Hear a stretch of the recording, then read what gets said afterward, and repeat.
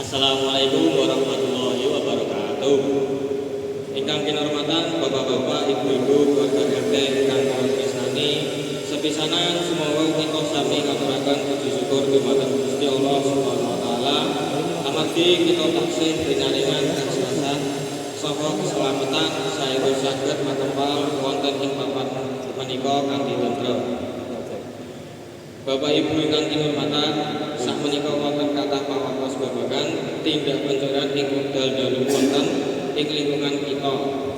Prastawa menika mesti dadosaken kita sedaya rumangsa boten tentrem saha kuwatir.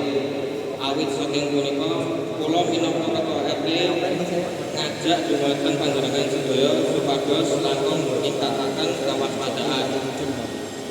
Kula nyuwun kanthi andhap asal mugi bapak-bapak kersa makepal saha kerjasama nglaksanani ronda dalu kanthi tertib lan teratur.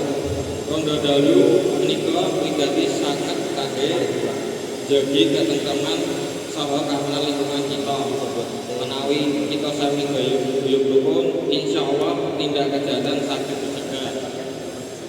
Sanesipun menika kula ugi nyuwun dumateng sedaya warga supados tansah pirsa lawang jendela saha kendaraan nalika badhe film.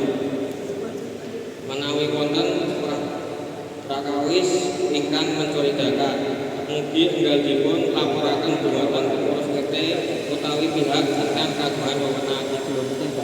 Mugi kanthi kebersamaan saha kepedulian kita sedaya lingkungan RT kita tansah asrep, tansah aman, tentrem saha rahayu.